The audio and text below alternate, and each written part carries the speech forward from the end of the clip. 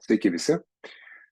Jaunųjų nefrologų platformos valdyba ir aš jos pirmininkas sveikiname jūs prisijungus prie mūsų paskaitos apie išeminės nefropatijos ir inkstų funkcijų ir ar inkstų funkcija dar pagerės. Tai yra pirmoji paskaita iš mūsų paskaitų ciklo, kuriuos planuojame skaityti dar ateinančius metus. Na, o dabar kviečiu visus malonaus klausimus. Tai pradėsim viską nuo klinikinio atvejo, tai yra 69 metų amžiaus vyro, kuris kreipėsi į Alytaus ligoninę dėl padidėjusių ureminių rodiklių, blogos savijautos, na ir jam buvo atliekamas skubiai hemodializės ir perkeltas į Kauno klinikas programinių pakaitinių terapijos paruošimui. Jis skundėsi apie 2 savaitės atsiradusių dusulių ir nesikoreguojančio arterinio kraujo spaudimo. Sumažėjęs po šlapimo kiekis bei pradėjo tinti kairę koją. Iš gyvenimo anamnezės mes žinom, kad prieš 3 metus kvėpavimo sunkumus patyrė horizontalioje padėtyje, buvo arterinio kraujo spaudimo svyravimai ir apie 5 mėnesius žinoma apie inkstų funkcijų sutrikimą. Tuo metu buvo vertinta kaip hipertenzinė ir išeminė nefropatija. Iš gyvenimo anamnezės daug metų serga pirminė arterinė hipertenzija, išplitusi aterosklerozė, dėl arterijos trombozės atlikta aukšta dešinės kojos amputacija. Tai yra rūkorius. Atlikus detalius tyrimus Kauno klinikos inksto asimetrija daugiau nei 1,5 cm, sistolinis diastolinis ūžesys arterija renalis projekcijoje ir angiografiškai abipus okliduotos arterija renalis. Angiografijos metu nustatyta abiejų inkstų kraujagyslių reikšminga aterosklerozė. Dešinės yra subokliuzija iki 29%, štai čia yra raudona rodiklė parodyta, na, o kairėje yra okliduota. Atlikta dešinios inkstinės arterijos perkutaninė transluminalinė angioplastika ir stentavimas, praplėsta iki 5 mm skersmens. Na ir kasgi po to? Po to pacientui nebeliko indikacijų tęsti pagaitinę inkstų terapiją, pagerėjo inkstų funkcija iki 4 stadijos. Atsistatė diurezė, pasiektas tikslinis arterinis kraujo spaudimas ir regresavo kvėpavimo nepakankamumas, nebesikartojo naktiniai dusulio epizodai. Mes pristatėme atvejį apie išeminę nefropatiją. Tai yra inkstų funkcijos nepakankamumo lydimo inkstų dydžio mažėjimo, vystymasis dėl inkstų audinio išemijos. Inkstų audinio išemija dėl inkstų arterijos stenozės, kurią dažniausiai sukelia aterosklerozė, būna iki 20%. Epidemiologija nėra aiški, nes liga dažniausiai vystosi tyliai. Dažniausiai diagnozė nustatoma jau esant ryškiam inkstų nepakankamumui, mažiems inkstams ir be inksto biopsijos. Jeigu mes turime mažus inkstus, didesnė komplikacija, kad mes pakenksime atlikdami inkstų biopsiją, sukeldami kraujavimą arba nefrektomiją. Yra duomenų, kad pacientų su ryškiu inkstų nepakankamumu, kurių amžius viršija 50 metų, tarpe išeminės nefropatijos dažnis svyruoja tarp 5 ir 22% atskirų pacientų grupių. Na, jeigu mes turime pilvo aortos aneurizmos grupės pacientus, tai inkstų arterijos stenozė siekia 33%, vyresni su lėtine širdies nepakankamumu 34%, refrakterinis gydymui širdies nepakankamumas 40-50%. Jeigu yra išplitusi aterosklerozė, tai pusė jų bus pažeista arterija renalis. Kuomet mes, kaip nefrologai, atliekame ir įvertinam, kad yra lėtinė inkstų liga, dažnai parašome išeminę nefropatiją, tačiau stenozės dažnis jose tik tai yra 5% šitoje grupėje pacientų. Klinikinė eiga. Tai dažniausiai yra simptomai. Pradinėse stadijose. Vėliau pasireiškia renovaskulinė hipertenzija arba nepasireiškia ir gali pasireikšti iš karto kardiovaskulinės sistemos ligų progresavimo, tokių kaip širdies nepakankamumas ir insultai arba vystosi išeminė nefropatija. Kasgi ta išeminė nefropatija, tai kaip ir minėjau, tai yra audinys stokoja deguonies. Na ir štai čia į pagalbą ateina mums histologiniai vizualizacijos metodai arba magnetinis rezonansas. Magnetinis rezonansas, kuris vertina audinio oksigenaciją, dar kitaip santrumpa angliškai BOLT, tai A ir B ir C paveikslėliuose mes matome, A yra gera kraujotaka, gera oksigenacija, C kraujotaka sutrikus, oksigenacija inksto prastėja ir plotas ir vaizdinė skalė. Hipoksija sukelia uždegiminių mediatorių aktyvavimą, sukelia kraujagyslių spindžio susiaurėjimą, tai priveda prie glomerulo filtracijos greičio mažėjimo. Na ir vystosi audinio fibrozė. Histologiškai mes matome inksto kraujagyslių medžio retėjimą. Inkstinių arterijų pažeidimo klinikinės išraiškas apibendrinanti schema. Na, kaip ir minėjau, tai inkstinė arterijos stenozė gali būti simptomė su renovaskulinė hipertenzija, su išeminė nefropatija arba akceleruojasi kardiovaskulinės ligos. Bet mes pašnekėkime apie išeminę nefropatiją. Dažniausiai priežastis yra aterosklerozė, tai čia A paveikslėlį jūs matote kompiuterinės tomografijos vaizdus, kuriuose nuo aortos per kamieną stebimi defektai arterijų renalis kraujagyslių. Tuo tarpu kita priežastis yra retesnė, tai yra fibromuskulinė displazija. Inksto angiografijos nuotrauka, kurie rodo tą tokį karoliukų išsidėstymą proksimaliau nuo kamieno. Kada reikia tarti arterijų renalis stenozės sukeltą vazorenalinę hipertenziją? Tai asmenims su daug aterosklerozės rizikos veiksnių, ypač seniems ir su kitų lokalizacijų aterosklerozės sukeltomis komplikacijomis, kaip angina, tarpinis šlubumas. Kai asmenims virš 50 metų atsiranda arterinė hipertenzija, kai jau gydomis pirminę arterinę hipertenziją sergantis pacientas išsivysto rezistentišką gydymą hipertenziją, 3 vaistai ir daugiau, įskaitant diuretiką. Tik reikia įsivertinti, ar tikrai pacientas juos vartoja. Kai kartojasi staigiai užeinantis plaučių edemos epizodai arba staigus aklės pakilimai primenantis feochromocitomus kliniką. Kai auskultuojant pilve gilimas sistolinis diastolinis užesys ties arterijų renalis projekcija.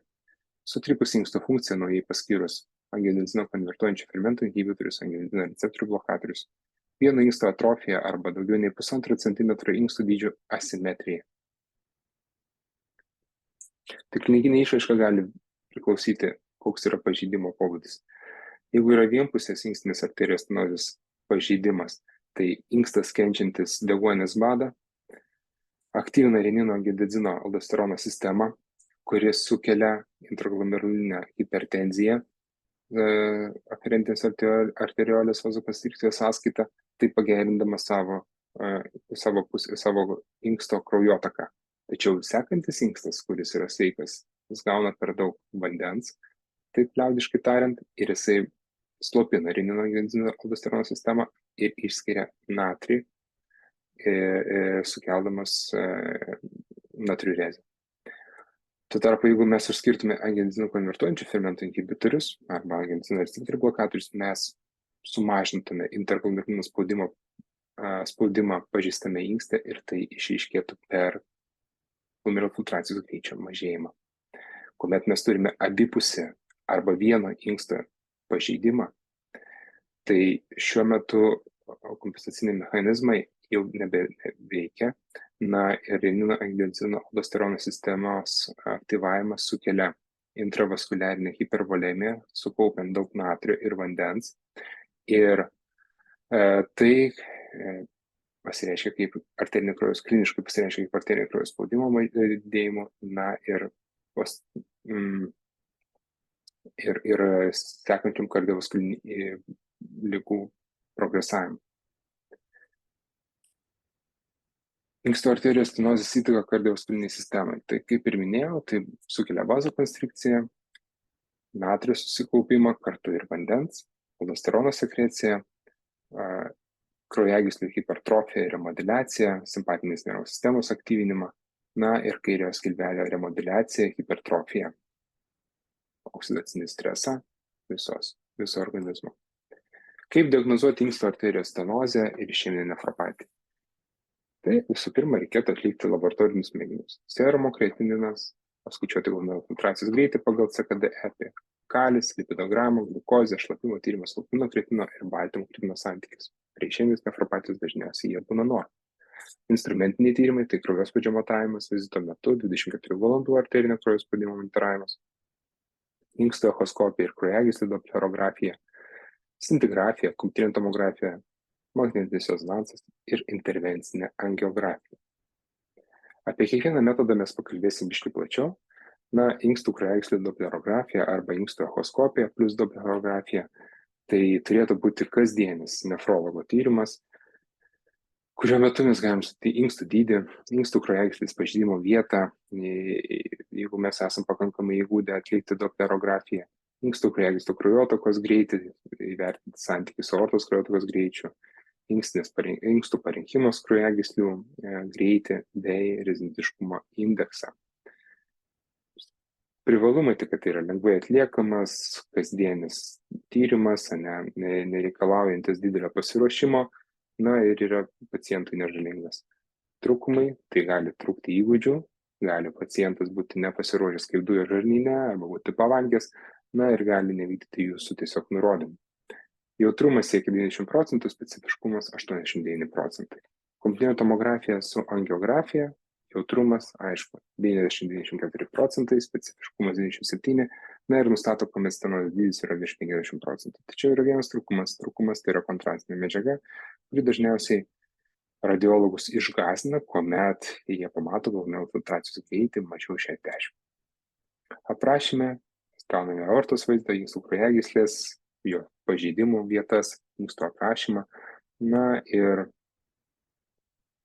galima netgi pamatyti 3D remoduliaciją, kuri parodo šitą skaidruolę, kurioje matome dešinysis inkstas yra visiškai pažeistas, sunykęs, ir kraujotaka jo yra labai maža, o kairysis inkstas labai geros kraujotakos ir pakankamo dydžio. Inkstų angiografija po šiai dienai išlieka auksinių standartų, diagnozuojant inkstinę arterijų aterosklerozę, fibromuskulinę angiodisplaziją. Stenozės laipsnis yra daugiau negu 70% reikšmingas, tarp 50-70 yra vidutinė stenozė. Taip pat inkstinės angiografijos metu mes galim pamatuoti spaudimo gradientą prieš stenozę, po stenozės ir aišku po endovaskulinio gydymo, ką ir su šito tyrimu mes galim irgi padaryti. Štai čia yra vaizdai, mes matome kairėje aterosklerozę, kuri yra kamiene, prie kamieno, proksimalinėje dalyje, ir atliekamas endovaskulinis gydymas ir jau dešinėje skaidruolėje paveikslėje mes matome atstatytą arteriją ir nalį spindį. Kokios dar gali būti galimybės atlikti neinvazinius tyrimus? Šiai dienai mokslininkai ir vakarų pasaulis šneka apie magnetinį rezonanso galimybės nefrologijoje. Visai neseniai, dar 18 metais, buvo Eurokostos finansuojama tokia darbo grupė Parenkheimą, kurie tyrė naudą ir galimybės magnetinį rezonansą pritaikyti nefrologijoje. Yra atlikta didelis darbų kiekis, ir aišku, yra išvelgtos tam tikros išvalgos, kurios klinikiniai praktikui mums galėtų padėti. Sekos T1, T2, difuzija, kraujagyslių sūkio sekos, jos mums gali, arba oksigenacijos seka BOLT, mums gali parodyti audinio oksigenaciją, uždegimą, edemą, fibrozės pokyčius. Ir aišku, kraujotakos greitį, jo tipą. Šiai dienai klinikiniai praktikoje yra naudojamas magnetinis rezonansas su gadoliniu, tačiau linijinis gadolinio pagrindo kontrastinis preparatas kontraindikuotinas, kuomet glomerulų filtracijos greitis yra mažiau negu 30. Sąlygoja nefrogeninę sisteminę fibrozę. Yra šiuo metu naudojamas klinikiniai praktikai makrociklinis gadolinio pagrindo kontrastinis preparatas, kuris mažiau sukelia tą nefrogeninę sisteminę fibrozę, mažesnis alerginių reakcijų dažnis ir yra paprasčiau naudoti klinikiniai praktikui. Jautrumas 92-97%, specifiškumas nuo 73-93%. O ką mes galim padaryti, ar galim iš vis padaryti, jeigu nenorit naudoti kontrastą? Magnetinis rezonansas mus gali atlikti inksto kraujotakos medžio rekonstrukciją ir ganėtinai detaliai parodyti, kur yra ta okliuzija arba subokliuzija. Lyginant su inksto arterijų angiografija, jautrumas yra didelis, 53-100%, specifiškumas irgi nemažas, 86-94%. Kokios galimybės diagnozuoti išeminę nefropatiją naudojant magnetinį rezonansą? Galimybės yra taikant difuzinius metodus, difuzinės sekas, kuomet mes galime įvertinti kortikomeduliarinę diferenciaciją. Štai čia kairėje jūs matote normalų inkstą, kuris tikrai plika akim stebim žievę, stebim šerdį. Ir žievės šerdies diferenciacija yra akivaizdi ir tai rodo, kad tai yra normalus inkstas. Kuomet mes turime pažeistą inkstą, lėtinės inkstų ligos kažkokios priežasties, Mes matome, kad kortikomeduliarinė arba žievės šerdis diferenciacija yra išnykusi ir šerdis atitinka beveik arba yra didesnė negu žievė, jos skaitinė reikšmė. Mokslininkai atliko tyrimus taip pat su gyvūnais, įvertinant fibrozės laipsnį pažeistose inkstuose ir kortikomeduliarinės diferenciacijos išraišką ir rado, kad tai koreliuoja ganėtinai stipriai. Didėjant fibrozės laipsniui histologiniuose vaizduose, mes turime mažėjančią kortikomeduliarinę diferenciaciją difuzijos tyrimuose atliekant magnetinį rezonansą. Tikiuosi, kad į klinikinę praktiką tai ateis ir mes sumažinsime bereikalingų biopsijų skaičių pacientams. Diagnostinės rekomendacijos nustatant inkstų arterijų stenozę. Tai remiantis Europos kardiologų asociacija 2017 metų gairėmis, tai pirma klasė lygis B, tai būtų echoskopija plus dopleris, ir tomografija arba magnetinis rezonansas. Tiesioginė inkstų arterijų angiografija patvirtinta diagnozė esant dideliam klinikiniam įtarimui, kai neinvazinė tada yra neinformatyvus. Klasė 2B, lygis C. Inkstų scintigrafija, plazmos renino tyrimas prieš ir po angiodensino konvertuojančių fermentų inhibitoriaus provokacijos ir selektyvūs inkstų venos reninos aktyvumo matavimai nerekomenduojami kaip skirminginiai tyrimai, klasė 3, lygis C. Gydymas. Apie gydymą buvo daug kalbų, atlikta daug randomizuotų tyrimų, tokie pagrindiniai kaip Astral, Star ir Coral, neparodė endovaskulinio gydymo naudos tiek inkstinėse išeityse, nepagerina inkstų glomerulų filtracijos greičio, tiek kraujospūdžio reguliavime. Tik parodė, kad intervencinis gydymas, jis visgi yra pavojingas ir turi tam tikros komplikacijas, kaip ir kiekvienas intervencinis tyrimas ar gydymas. Štai čia skaidruolė rodanti kardiovaskulinių įvykių po endovaskulinio gydymo, ir jų tikrai nesumažėja po endovaskulinio gydymo. Intervencinio gydymo rekomendacijos esant nustatytai inkstų arterijos stenozei. Esant arterinei hipertenzijai ir arba inkstų funkcijos nepakankamumui, kuri sąlygoja fibromoskulinę displaziją, pirmo pasirinkimo gydymas angioplastika be stentavimo, klasė 2A, lygis B. Angioplastika su stentavimu ar be rekomenduojama pasirinkti tiems pacientams, kuriems kartojasi ūmus stažinis širdies nepakankamumas arba plaučių edemos epizodai, klasė 2B, lygis C. Chirurginis gydymas rekomenduojamas pacientams turintiems sudėtingą anatomiją po nesėkmingo endovaskulinio gydymo arba kartu atliekant aortos operaciją, klasė 2A, lygis B. Išeminės nefropatijos gydymas paprastas. Arterinės hipertenzijos gydymas, rūkymo nutraukimas, hiperlipidemijos gydymas, aspirinas, o jeigu yra lėtinė inkstų liga, konservatyvus gydymas, jeigu reikia, pakaitinė inkstų terapija. Optimalus medikamentinio gydymo rekomendacijos esant nustatytai inkstų arterijos stenozei. Jeigu yra vienpusė angiodensino konvertuojančių fermentų angiodensino receptorių blokatorių paskirimas klasė 1, lygis B, kuomet yra inkstų pažeidimas, kalcio kanalų blokatoriai, beta blokeriai ir diuretikai, hipertenzijos gydymai klasė 1, lygis C, angiodensino konvertuojančių fermentų inhibitorių angiodensino receptorių blokatorių turėtų būti skiriami atsargiai esant abipusiam pažeidimui arba jeigu yra vienas inkstas ir su pažeista kraujagysle. Apibendrinimas. Plėsti ar neplėsti, iš tikrųjų yra klausimas. Tirti, plėsti ir stentuoti, kuomet yra stipriausias šių intervencijų gerų rezultatų prognostinis požymis, trumpa arterinės hipertenzijos anamnezė. Greitai blogėjanti inkstų funkcija, bet serumo kritinė koncentracija neviršija 265, o inkstų ilgis virš 9 cm. Kaip paskyrus angiodensino konvertuojančių fermentų inhibitorių arba angiodensino receptorių blokatorių pablogėja inkstų funkcija. Kai kartojasi plaučių edemos epizodai, jeigu inkstų rezimentiškumo indeksas mažiau negu 0,8. O optimalus medikamentinis gydymas - arterinė hipertenzija gerai kontroliuojama ir inkstų funkcija stabili arba kliniškai asimptomė stenozė. Senas pacientas ir ar trumpa prognozuojama gyvenimo trukmė, daug gretutinių ligų, didelė ateroembolijų rizika, yra kitos parinkiminės inkstų lygos, lėtinė inkstų liga 3-4 stadijos, inkstų dydis apie 7 cm, pacientui daugiau negu 3 mėnesiai taikomas programinis hemodializės. Šitą skaidruolę ir norėčiau pabaigti mūsų paskaitą. Ačiū visiems, kas klausėsi, kas seka mus Facebook platformoje, YouTube platformoje. Tačiau tai dar ne viskas. Mes pakalbiname specialistus, kurie pasidalino savo patirtimi iš kasdienės praktikos. Prašome paklausyti ir jų.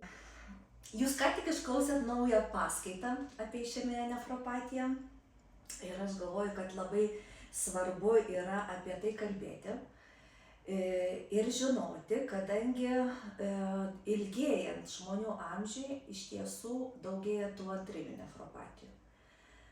Diabetinės nefropatijos, hipertenzinės nefropatijos, tame tarpe ir išeminės nefropatijos. Todėl iš tiesų labai svarbu yra įtarti, nustatyti ir gydyti. Kaip įtarti, girdėjot paskaitoje, yra labai puikia skaidrė. Norėčiau truputėlį dar tokių kelių akcentų uždėti, tai yra iš tyrimų iš tiesų labai svarbu yra klinikinė būklė. Nes ne kiekviena stenozė yra hemodinamiškai reikšminga. Kaip ir endokrinologijai yra antinksčio adenomos, incidentaliomos, kurios neturi jokios klinikinės reikšmės. Taip ir čia atsitiktinai nustatyta stenozė inksto arterijose nebūtinai yra liga. Išeminė nefropatija tai turi būti hemodinamiškai reikšmingos abipusės arterija renalis pažeidimas.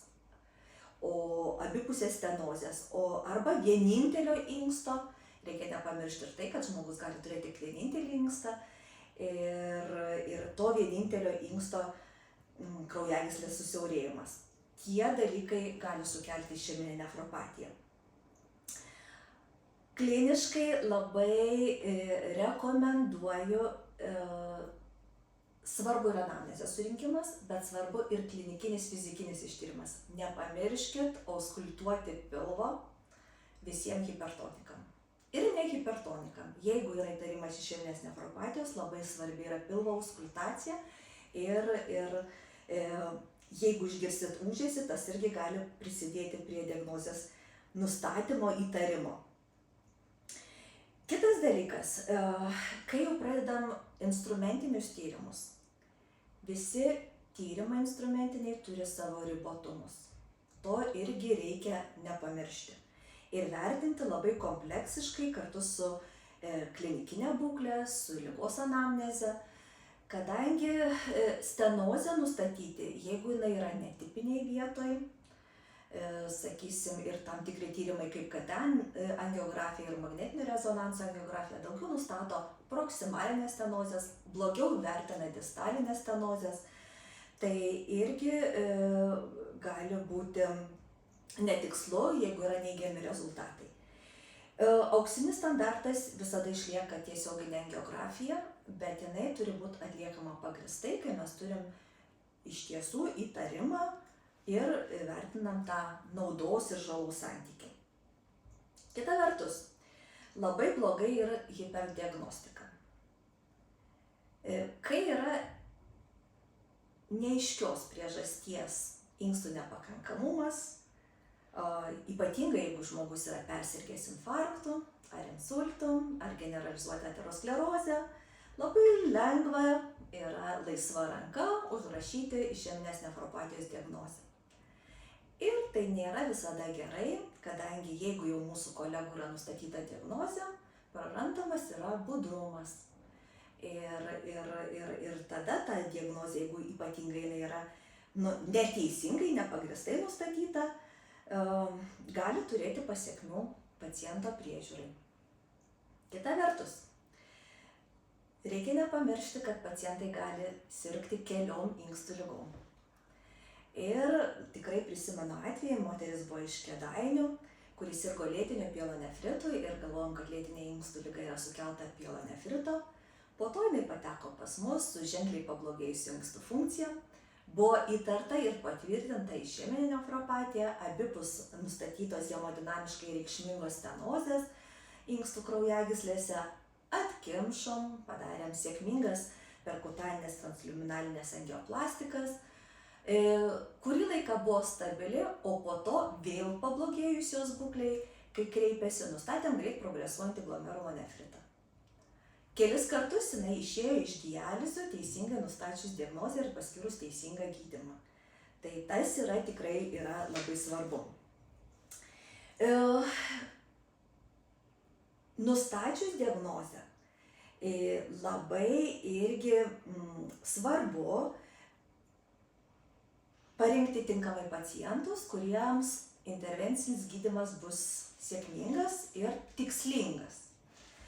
Nes, kaip jau minėjau, ne kiekviena stenozė yra hemodinamiškai reikšminga, bet jeigu intervencinio gydymo nauda viršys medikamentinio gydymo naudą, tikrai verta tą daryti ir jūs paskaitoj girdėjote, kaip atrinkti tuos pacientus. Labai svarbu įvertinti, ar tai jau nėra negrįžtamų pokyčių, tai yra, kai inkstukai jau yra ženkliai sumažėję, mažiau 7 cm dydžio, kai yra ilga labai trukmė ligos ir tokiu atveju, kai yra daug negrįžtamų pakitimų, intervencinis gydymas gali būti nebesėkmingas ir nebetikslingas. Tokiem pacientam yra skiriamas optimalus medikamentinis gydymas. Taigi, mielieji, sėkmės jūsų darbuose.